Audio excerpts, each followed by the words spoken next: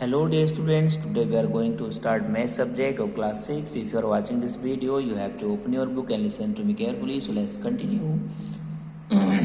So dear students, as we know that we have finished exercise number 9.1 in my previous video and today we will start exercise 9.2. But before we start exercise, we have to learn some things as a variable and constant. तो जो सबसे पहले हम बात करेंगे variables क्या होते हैं. तो जो वेरिएबल यहाँ पर देखेंगे a symbol which taken various numerical value is called variable, यानी एक सिंबल जिसमें क्या होता है न्यूमेरिकल वैल्यूज होती है, यानी बहुत सारी न्यूमेरिकल वैल्यूज होती हैं विभिन्न विभिन्न प्रकार से, तो उन्हें हम वेरिएबल कहते हैं. और a symbol having a fix numerical value is called constant. और बच्चों जिसकी एक फिक्स न्यूमेरिकल वैल्यू होती है उसको हम क्या कहते हैं, कांस्टेंट कहते हैं. जैसे यहाँ पर बच्चों in the formula d is equal to 2r and p is equal to 4s, discuss above 2 and 4 are constant where r, p and s are variable. तो यहाँ पर बच्चों 2 constant है और बच्चों जैसे 2 हो गया 4 हो गया, तो यहाँ पर क्या है, ये constant है, लेकिन d और r क्या है और p क्या है, ये हमारे वेरिएबल हैं. तो बच्चों इनकी वैल्यू कुछ भी हो सकती है, ठीक है. उसी तरह से the perimeter p of rectangle is side of sides L and B is given by P is equal to 2 bracket L plus B. Here 2 is a constant, यहाँ पर 2 एक constant है and L and V are variable, और L और V क्या है, variable कहलाएंगे. तो वेरिएबल आपको समझ में आ गया. वेरिएबल क्या होते हैं, जो इंग्लिश लेटर होते हैं दरअसल वही वेरिएबल होते हैं. उनकी वैल्यू क्या होती है, चेंज होती रहती है, उनकी कोई फिक्स वैल्यू नहीं होती है. तो बच्चों और कांस्टेंट क्या होते हैं, जिनकी एक फिक्स न्यूमेरिकल वैल्यू होती है उन्हें हम क्या कहते हैं, कांस्टेंट कहते हैं. उसके बाद आता है अलजेब्रिक एक्सप्रेशन. अब बच्चों अलजेब्रिक एक्सप्रेशन क्या होती है, ठीक है. जैसे ए combination of constant and variables connected by any of the symbol plus and minus, or combination of the symbol plus minus multiply and divide is called algebraic expression. यानी एक कॉम्बिनेशन क्या, constant और वेरिएबल का, यानी constant और variable का एक ऐसा कॉम्बिनेशन जो किससे कनेक्ट होता है, प्लस माइनस ऐड मल्टीप्लाई यानी सब्ट्रैक्ट, इनसे कनेक्टेड होता है.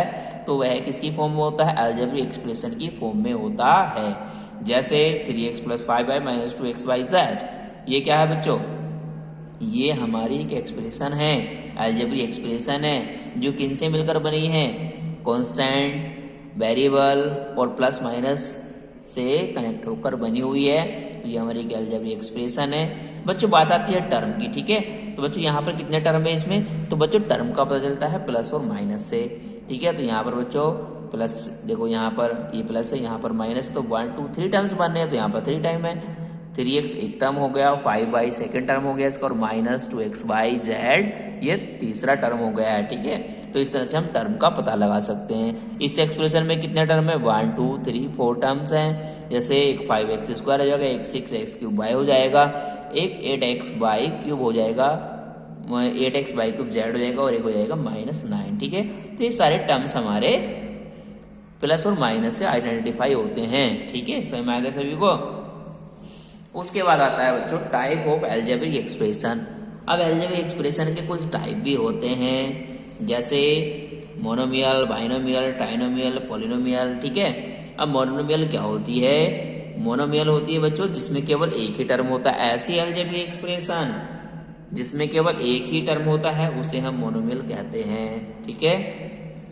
For example x 3y 4xy 8 और ऑल एग्जाम्पल ऑफ मोनोमियल्स, ये सब मोनोमियल के एग्जाम्पल हैं. समझ में आ गई बात. तो मोनोमियल क्या होते हैं, यानी such expression which has only one term is called a monomial.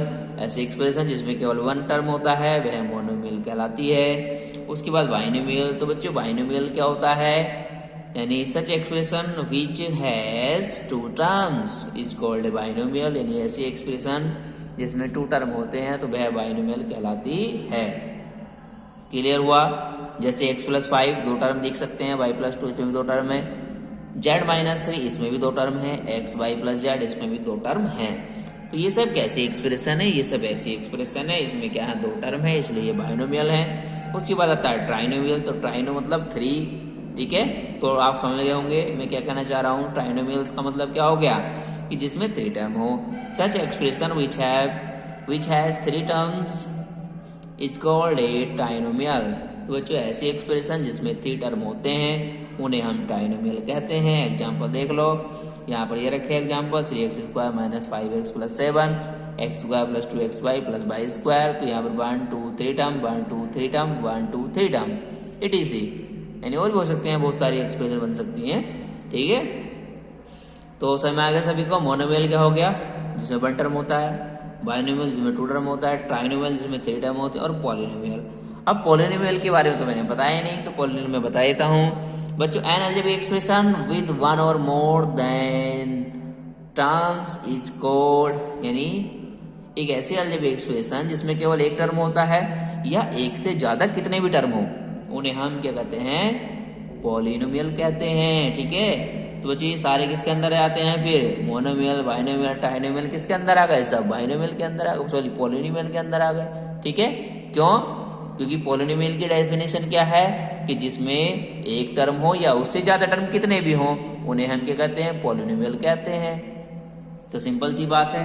तो हमारे मोनोमियल भी क्या होंगे, पॉलिनोमियल होंगे, बाइनोमियल भी पॉलिनोमियल होंगे, ट्राइनोमियल भी पॉलिनोमियल होंगे। ठीक है, तो पॉलिनोमियल क्या होता है, यानी सच expressions which have 1 or more than terms or called polynomials। ठीक है, यानी ऐसी एक्सप्रेशन जिसमें एक या उससे ज्यादा टर्म होते हैं, उन्हें हम पॉलिनोमियल कहते हैं। तो ये क्लियर हो गया सभी को, मोनोमियल, बाइनोमियल, ट्राइनोमियल, पॉलिनोमियल ये क्लियर करवा दिया है। ठीक है, टर्म क्या होते हैं ये क्लियर करवा दिया है, अलजेब्रिक एक्सप्रेशन क्या होती है वो क्लियर करवा दिया है, वेरिएबल और कांस्टेंट क्या होते हैं वो क्लियर करवा दिया है। ठीक है, उसके बाद यहाँ पर दिया finding the value of N algebraic expression, एक अलजेब्रिक एक्सप्रेशन की वैल्यू कैसे फाइंड करते हैं। तो बच्चों जैसे यहाँ पर एग्जाम्पल 6 देख लो, यहाँ पर बच्चों कहा गया है इफ, यदि x is equal to 1 y is equal to -3 and z is equal to, यानी x is equal to 1 y is equal to -2 and z is equal to 3, find the value of, यानी हमें इनकी value find करनी है। कब, जब हमें x की वैल्यू 1 दे दी गई है, y की वैल्यू -2 है, z की वैल्यू 3 है, तो हमें वैल्यूज दी गई हैं, तो हमें क्या करना है, इनमें इनकी वैल्यू रखनी है और अपना आंसर को फाइंड कर लेना है, नो प्रॉब्लम। तो इस तरह से हम अलजेब्रिक एक्सप्रेशन की वैल्यू फाइंड कर सकते हैं। तो बच्चों आज मैंने आपको एक्सरसाइज 9.2 के बारे में कुछ समझाया है, कुछ चीज़ें बता दी गई हैं आज। तो आज के लिए इतना ही रहेगा, मिलेंगे नेक्स्ट वीडियो में एक्सरसाइज 9.2 के साथ। जब तक के लिए थैंक यू। इसको रिवाइज करें, कंटिन्यू अपना वर्क करें।